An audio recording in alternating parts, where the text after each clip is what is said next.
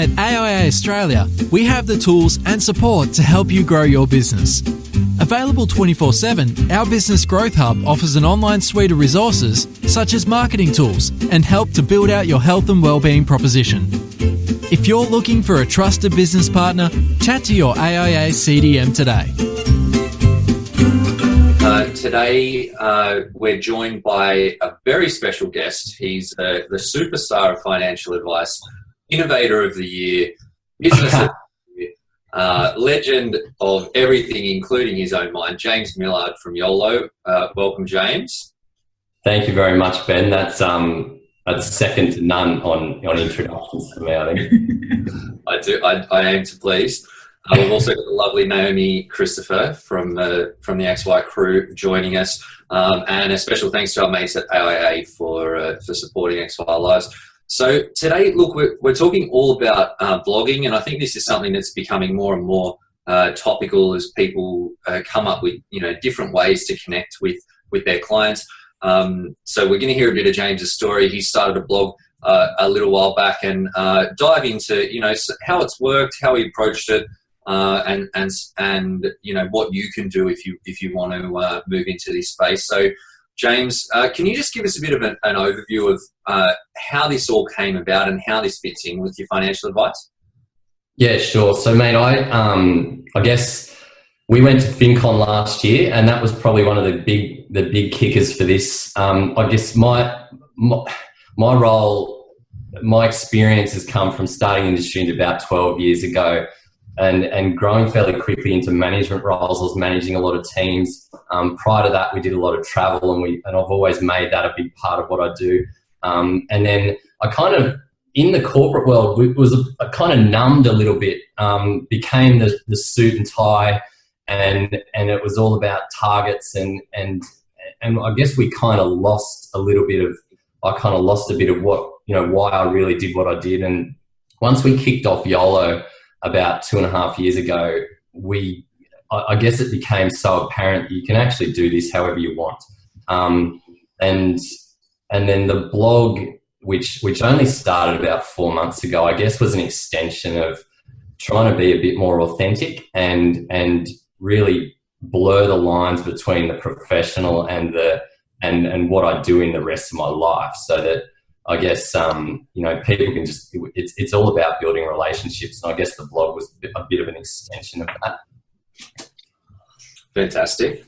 Cool. But the blog sits under it doesn't sit under, it's not a YOLO blog, right? It's like you've done that as a separate thing. So how did you sort of land at that point? Yeah. So, mate, just going back a little bit, I guess I kind of subscribe to the Gary Vaynerchuk idea of being a media company and then your profession. So the way the world's going, and it's more prevalent in our industry or profession, probably more than a lot, is that technology is going to take over so much of what we do that we're going to be left with our ability to build relationships, to build trust, to have influence. And so I guess that's probably one of the kickers to what really got it started. But why I didn't go with the YOLO, I guess a lot of what I write about is fairly personal. I'm not scared to kind of just let everyone in a little bit. And so I've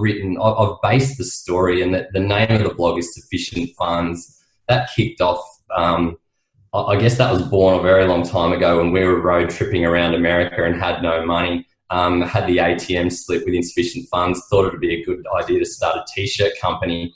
And we sold some t-shirts with the name Insufficient Funds, and that funded part of that road trip. And from there, I guess this is now me looking back on it and saying, well, I've learned a lot over those last 10 years. I've worked with a lot of millennials, and I guess now in financial advice, obviously can help people connect money to life. And so I've placed a fairly heavy focus on the life aspect rather than the money aspect, and kind of brought that in at the back. But to go back to the splitting it out from YOLO, because we've got 3 partners and we're all very different personalities and so forth, it's probably not quite suitable. It's not the standard financial blog or that you'd probably find on most advisors' websites. And so yeah, just wanted to go a whole lot deeper. And I think the only way to do that was to do it separate but keep going. I mean, they're still very much aligned in that sense. I'm not making money. I'm not seeing clients on a separate platform at all. You know, if anything, it's a benefit to the YOLO side of things from an avenue of new clients and influence and so forth. James, just on that note, are you using the blog as a way to escalate perhaps readers or subscribers into being clients, financial advice clients? Is that the main purpose of the blog, or are you planning on monetizing it in a traditional sense with like click-through ads or affiliate partnerships and things like that? So I mean, look, blogging does not come naturally to me, and it's something I think, you know, Ben and I had a chat probably 12 months ago, and we'd just flown down to Melbourne, and Ben had written 2 blogs on the flight, and that blew my mind. The fact that anyone can sit down and write, like literally 12 months ago, I'd written 3 blogs in my life, and I guess for me, it was really more about, I can't write about something if I'm not interested in it, and so it's very much a personal thing. The goal is, you know, if it's monetized down the track, then that's fantastic. At the moment, my goal is to grow the community, and I guess see where it goes. There's all sorts of things you could probably do with it once you've got it really up and running and have a decent following. But the only financial benefits that have come from it so far have been 3 clients. Okay. So yeah, I have brought, and these are clients these are people that did know me, that I have been, that know me from either being an advisor in a past life with them or something else. And I guess the blogs just, acted as a way to turn them on again and potentially, and I'm not sure really, but I think it's the personal side of things that's actually helped bring that through. Yeah, no, definitely. As someone who writes for a living as well, I think adding in that personal touch makes you look human, especially in the finance world where a lot of us appear to be robots. So I agree with that. The other thing I was going to ask is, so you were saying at the moment you're concentrating on growing the following. Are there any specific things that you're doing to promote the blog that other advisors that are in the same boat could be doing as well that you'd like to share? Yeah, so I've got a couple of things. So, I mean, the standard social media channels, we've been on Facebook.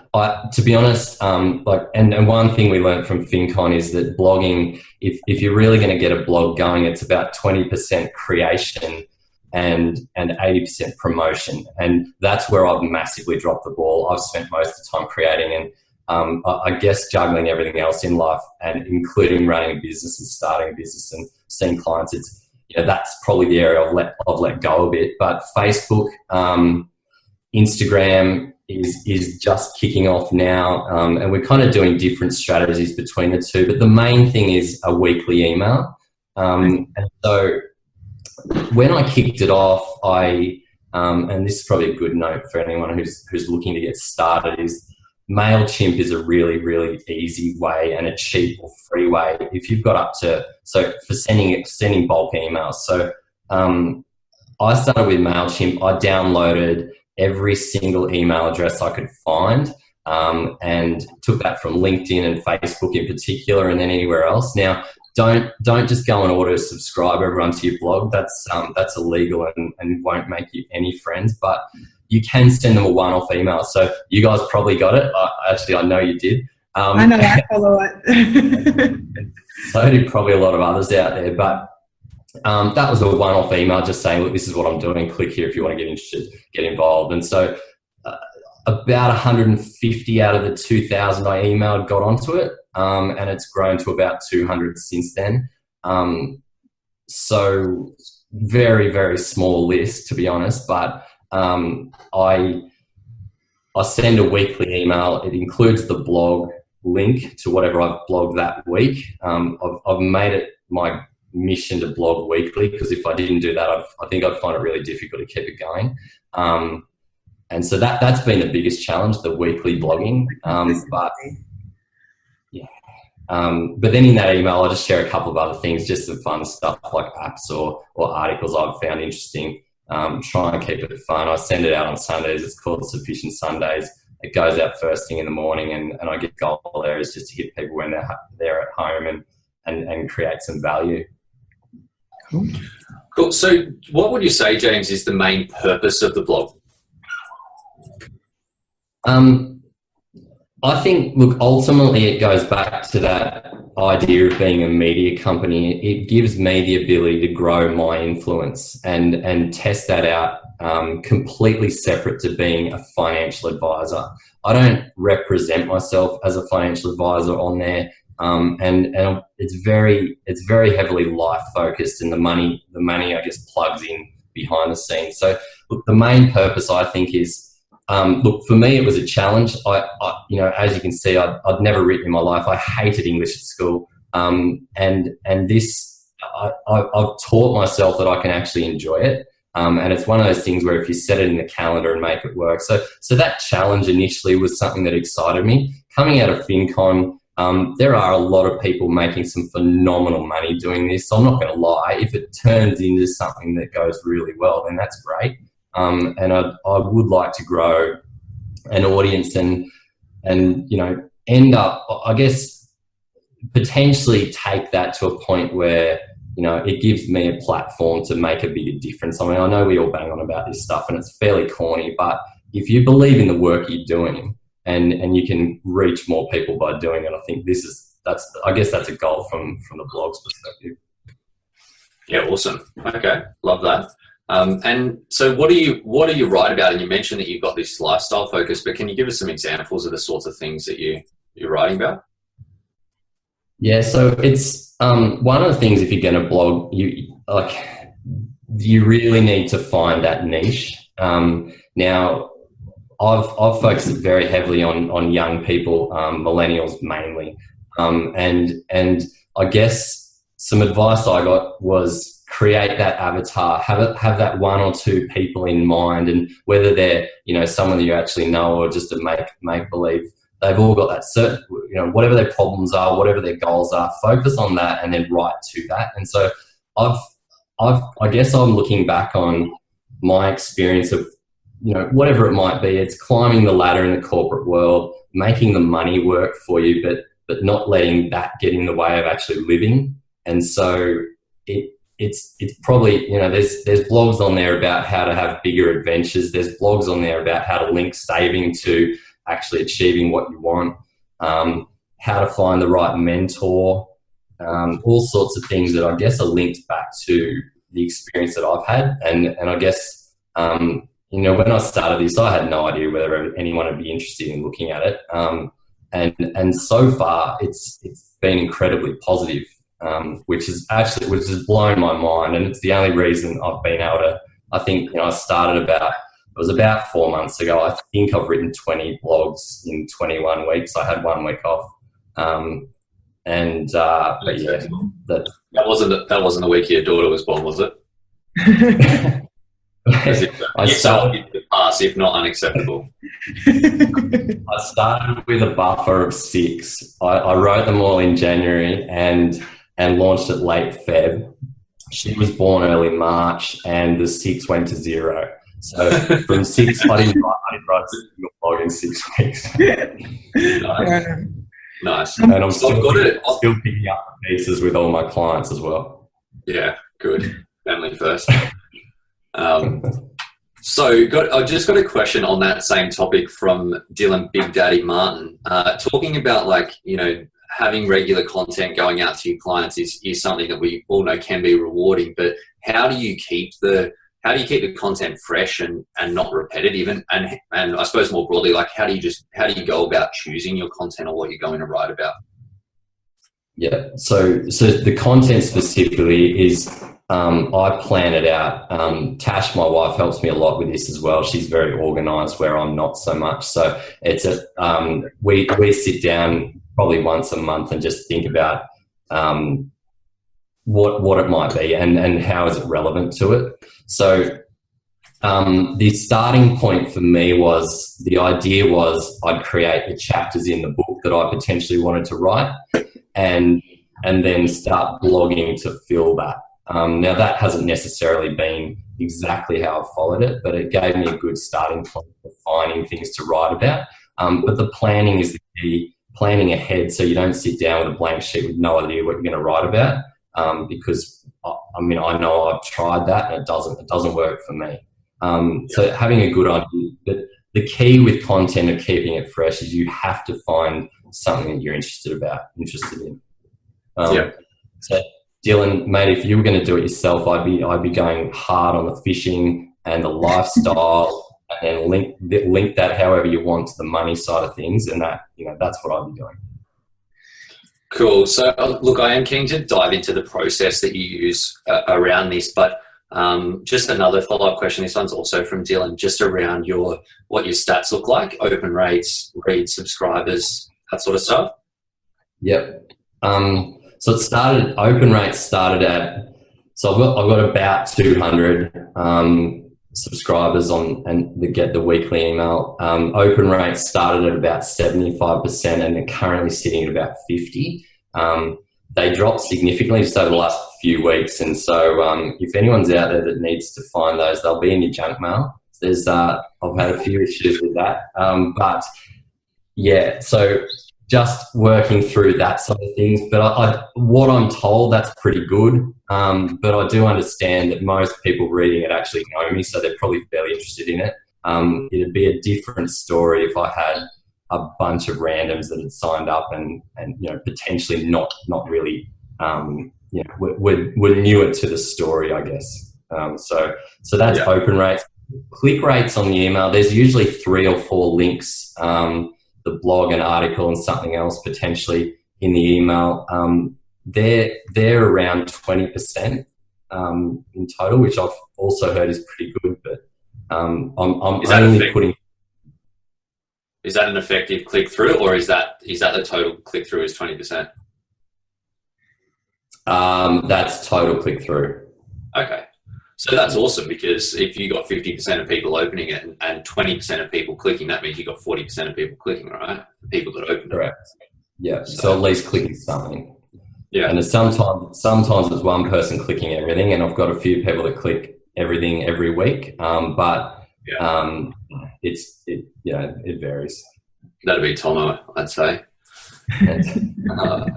Follow-up question, quick one from Phil. He's asking how many blogs Tash has written for you? 2 in full, but staring up. But how many she's finished off probably 50% of them. So she edits every single one because I don't trust myself, and she pulls out all the swear words and all the other stuff. And, on that note, you touched a little bit on this before. You said you hated English at school and writing didn't come naturally to you. How important do you think the technical side of writing is to being a good blogger, especially for, say, advisors that are tuning in today that may want to step into this or dip their toes in the water here but are a bit scared because they don't think they're a confident writer? How important do you think it is on the scale, and how did you teach yourself to be confident at it if it was something you naturally didn't want to do? So I don't even know what technical writing is. I just mean just. But no. I know, but if I was trying to, but yeah, I mean, I guess the short answer to that is definitely. You definitely don't, in my opinion, need to have any technical writing skills. The key here is your personality will shine through it anyway. If I've got any sort of communication skills, I've learned it from being with clients and talking to people regularly, and that maybe flows out into how I write. But the thing that keeps me writing it and that makes it work for me is the fact that I like what I'm writing about, and I think that's the key to remember is.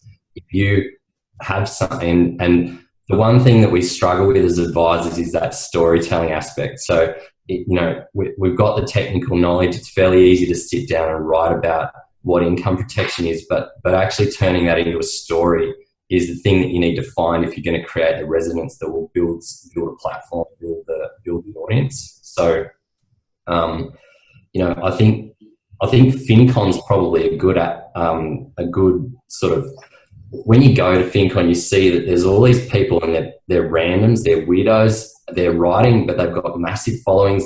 They don't necessarily write well, but they're writing about something that's important to them, whether they've just cleared 100 grand of student debt or something else. They've managed to live the life while the husband is away on a ship overseas, and whatever it is, there's a story there that means something to them, and so then that builds a following. And I think that's an area where we could really start to grow in the financial services side of things and get our personalities out there, because that's the one thing that's seriously lacking. And if we don't find that as an industry, that we will really struggle once technology takes over the investment management side of our jobs. Absolutely.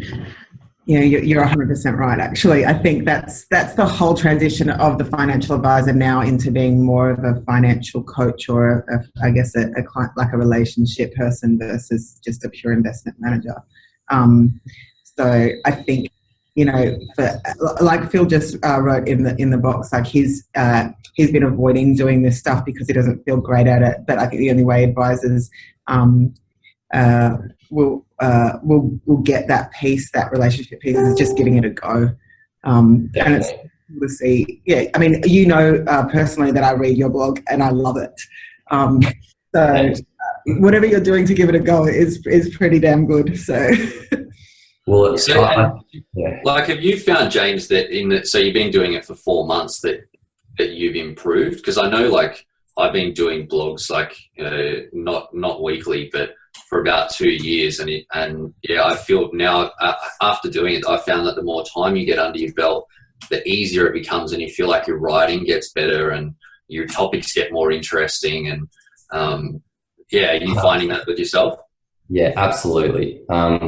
And in the 4 months, like, it hasn't been a steady slope in the right direction, but it's definitely way better than it was when I started. I think that, I've gone through points where I had nothing to write about, and I forced myself to do it.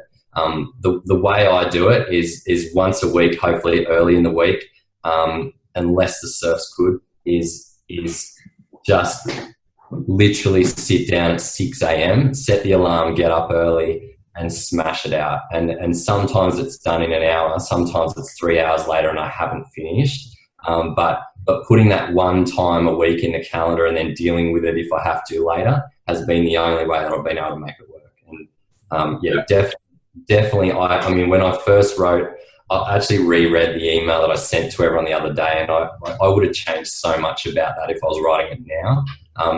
But don't let that worry you. That's the process you've got to go through, I think. Yeah.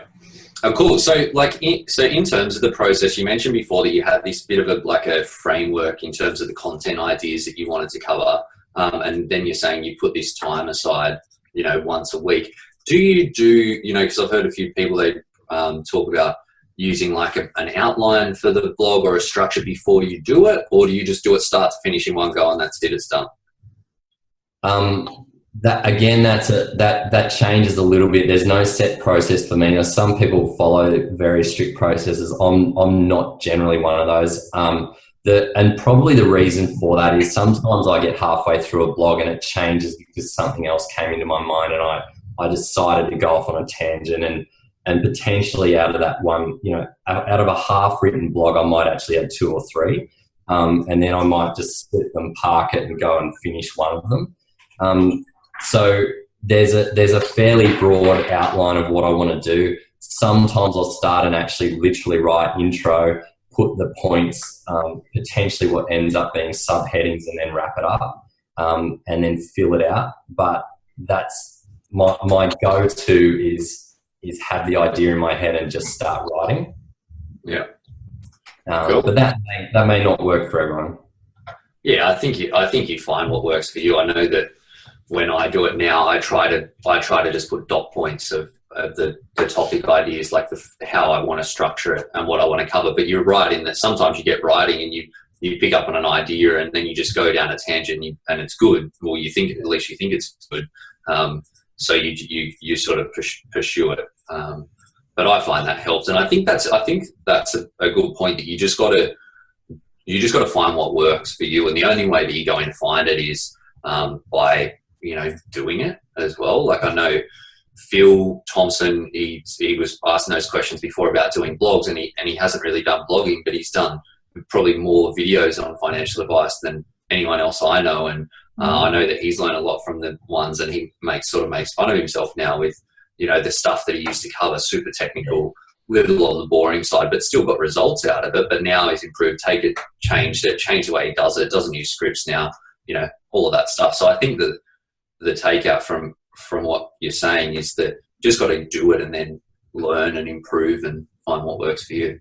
That's absolutely right, mate. And yeah, Phil does create some pretty good videos. And, I remember seeing Phil's 2-3 years ago, and what they are now is phenomenal compared to that, but it doesn't mean that was a waste of time that I got him to that point. So, yeah. Yeah, I think sometimes you just got to do it. You just got to get the crap out of the way and use that to improve. Like I'm at a point at the moment where I've never been juggling more in my life, and I don't think. I mean, that's saying if you want something done, give it to a busy person. It's something that I've realised, and I've realised now. Like we started YOLO with a fairly heavy lifestyle, point, and we ended up building a remote business where we can kind of work the hours we want and do all of that, but that's all been blown out of the water with a daughter and trying to write a blog. But I'm still enjoying it. I haven't surfed much recently, but the fact that you're actually having a crack at it, and I think it's that old thing about progression. As humans, if we're progressing and we're growing, we're more fulfilled, and so that's definitely a result I'm seeing.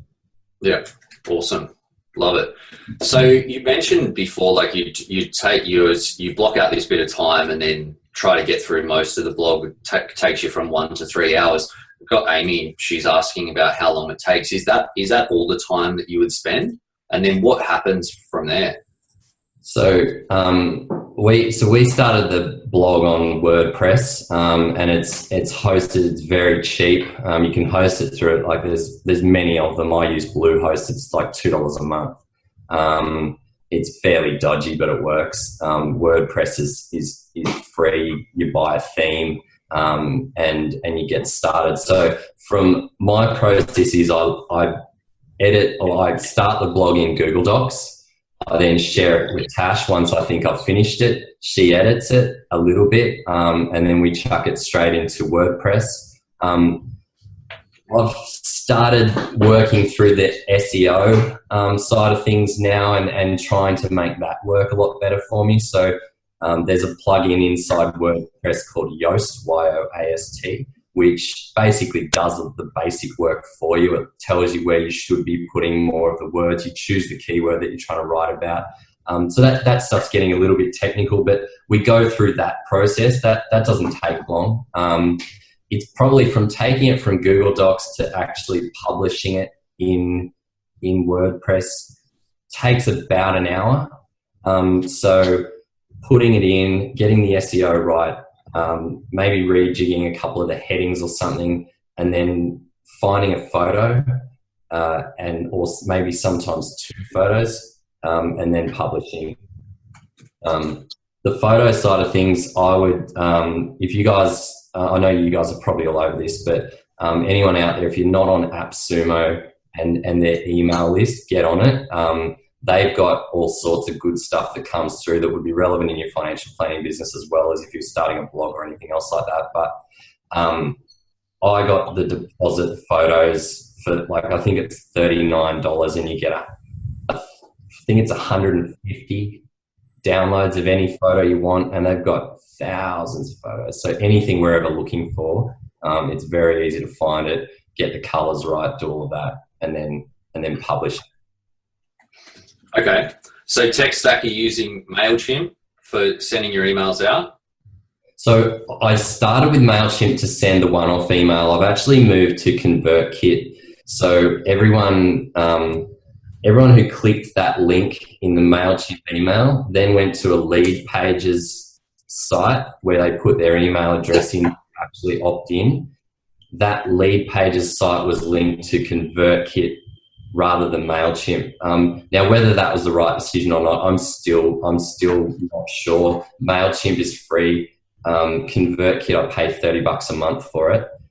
There is a bit more it's very heavily blog focused, and I wouldn't say use it in your financial services business. I'd use something like ActiveCampaign to manage all of the deals and leads that you can work through with your email list inside the business. But ConvertKit is then the hub for where we build the email.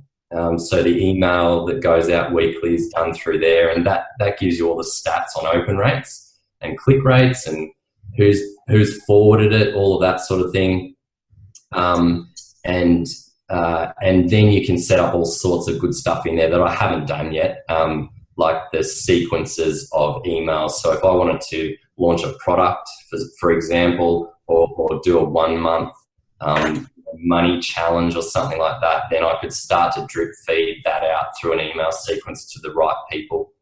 You can do all sorts of stuff in there. I'm very much a beginner though in that area. Cool. So I got a question from Tomo, who's asking, are you tracking like the topics that are popular on the blog, or do you just measure overall click rates, click through, that sort of stuff? It's not something I've got into yet, but I definitely should. I've got a fairly long list of should have done or need to do at the moment, and that's the type of thing that's included. So you can track who clicks on what, and it's actually quite easy through the email at least. The blog itself, it's very easy through Google Analytics to go and get the most popular pages and that sort of thing. So while I'm not effectively looking at it regularly, I could jump in there and get that now and quite quickly see what's been the best topic. Okay, cool. And you mentioned before about getting a couple of clients out of it. How has that all happened? So they got the initial email, and so they were part of my LinkedIn list, I think, initially, and so started reading it, and it was fairly early on actually. It was I guess when I launched the blog, it was more about the about page, and there wasn't much else on there. So anyone who was reading it was getting the very personal, why did I set this up type thing. And so 2 or 3 approached me almost straight away. And that was more out of, we're not happy with our current advisor. We've seen what you're doing. Let's get back in touch. So not brand new fresh clients, but from one of those that's got back in touch, who used to be a phenomenal referrer for me, has now sent me 2 more clients. So I guess it's one of those things where you're not really sure where it'll lead, but the result of that is driven by the personal side of things and letting that out. That's all I can take from that, I think, is that they knew I was an advisor. They knew I had a business that I could help them, but they hadn't, for whatever reason, come and got involved. But the trigger, from my mind, was started a blog, and I've told a lot of personal stuff, and they liked it, and I guess that was it. Yeah, cool. I think it's sort of like it's almost like the virtual tap on the shoulder, which I think it is with a lot of platforms as well, especially if you've got someone that you've connected with in the past, or you've spoken to about some stuff, but they've stalled. If you're constantly there, then when you're giving them a gentle reminder, and it's better that you could follow up with people and say, like, I know we do it in our business that we used to follow up with people. Now I don't follow up with people after our initial meetings, but they get our newsletter every month, and the number of times that people have turned around as a result of that with oh yeah, I read that blog, yeah, I know I need to do this thing. I think that's a big benefit in it as well. Do you transition people when you see people at YOLO? Do you put them into sufficient funds into your mailing list? No, I haven't added anyone to the list. I'm only letting people get in if they want to. They'll go and subscribe. I haven't. I could. We definitely add them to our own mailing list inside YOLO, and I guess that's where they stay until potentially they see it. Yeah, I mean, I don't know if that's a mistake. I could definitely do that. Whether it's right or wrong, I'm not sure yet. But it's certainly something I've kept almost completely separate. Yeah. Yeah.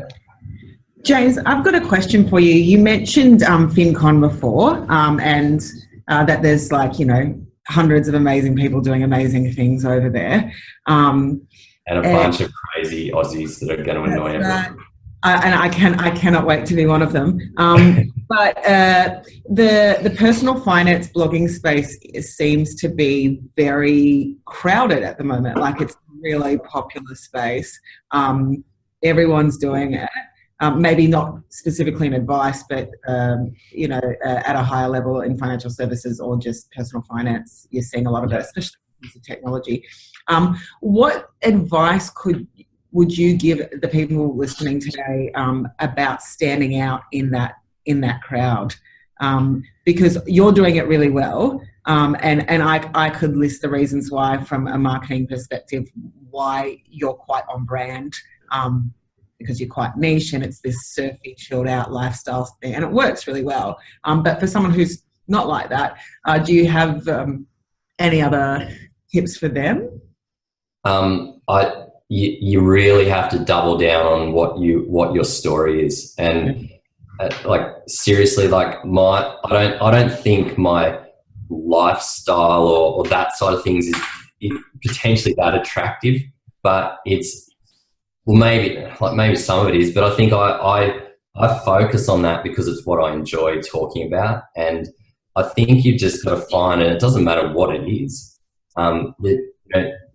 There are so many people out there looking for answers. Like, my blog isn't going to resonate with everyone. There's absolutely no way that would be the case. And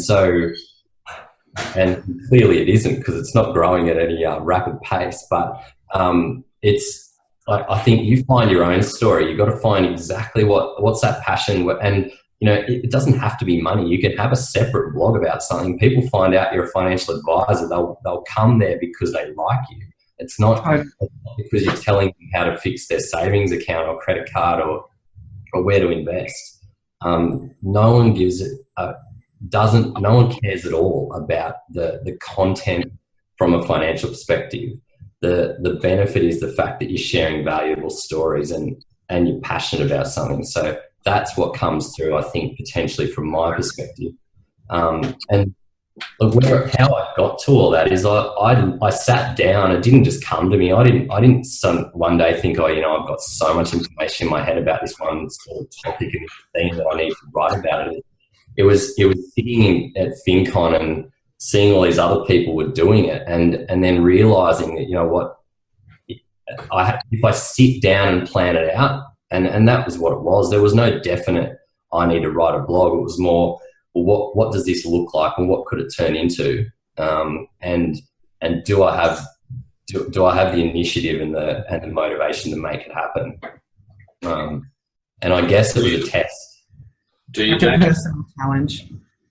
I hope I do, mate. I'll certainly force myself. I got up at 6 this morning and wrote my first guest blog, and that was a bit of a mission, because writing for my platform I'm fine with, but I don't write necessarily the way some others do, and so writing for someone else was a new thing. But yeah, getting up and having a crack at it, I think was something it's the only way to do it.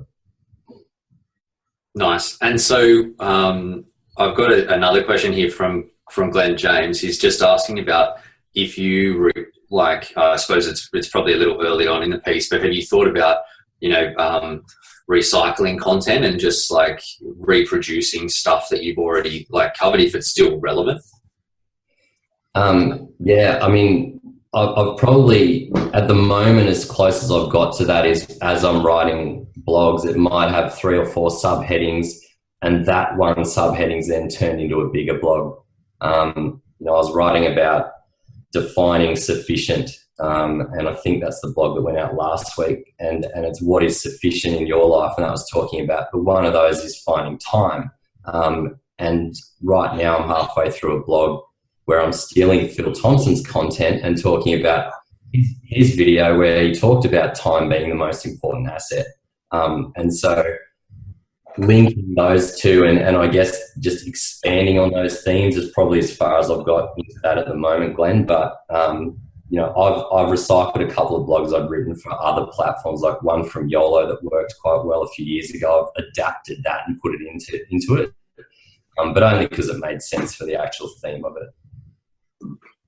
Awesome. And so top 3 tips for someone looking to get started? Do it cheaply. So don't, just because you're a financial advisor and you may be making good money, don't go and blow money on all the things that you can do to make your blog amazing. Just start with a cheap post. Start with WordPress, I'd recommend. It's what 98% of people at FinCon use. And just get started. So do it cheaply, get started. And you want one more. So actually plan it out. Find the story, find what you're passionate about, figure that out, create the avatar or the idea of who you're actually writing to, and then just do it. I got advice, and it was mainly around the advice I got about starting was don't worry about what the site looks like, because literally no one is going to go and read your blog in the first probably 2 or 3 months, except your friends. And so don't just get used to writing, shove it out there in the public forum, get past that first initial barrier of being a bit nervous about putting yourself out there. Test it out. Don't throw money at it because you might hate it. And I thought I would, to be honest. But yeah, after that, then start to plan the promotion of it and how you spread the word. Yeah, awesome. Yeah, because you're probably going to be a bit rusty at the start. You probably don't want to, have this awesome promotion thing, and you get it in front of thousands of eyeballs, and they say, "Holy crap! What is this stuff?" So take it as a test, I think, and move on. And I think that's really important about find your voice. One of the best tips that I got about blogging is to write down a list of the things. What are the things that you believe that I believe that other people don't? Then you get that contrarian angle to what other people are saying, but it's the flip side of what you're saying in there. That's your unique sort of angle. And I think if you focus on that, it's mainly about personality, as you said, more than content. So that's what people are going to connect with. And I think that's what's missing from a lot of, there's no point just churning out content on how to make a concessional contribution or set up an investment account or buy shares. All of that information is already online 1,000 times over. Yeah, and if you start doing that, Google will hammer you because everyone's done it already, and the banks have got it all on their sites, and that's the type of thing. Your idea of blogging and having that contrary view is exactly what you need to do. I think there was a WTF is financial advice blog at some point in time. It came out from Ben Nash. That that's the kind of shit you need to put out there. Is just make it shake it up. Make it a bit random, and be yourself. I'm actually really bad at headlines. It's one of the things that I struggle with most, but I came up with that one all by myself, and I was so happy with myself when I did. So, but yeah, I think you got to find your voice. It's important, right? Absolutely. Fantastic. Well, James, thank you very much for joining us and sharing today. Some great tips in there. Check out James's blog, sufficientfunds.com. Is it funds with a Z because he's super cool?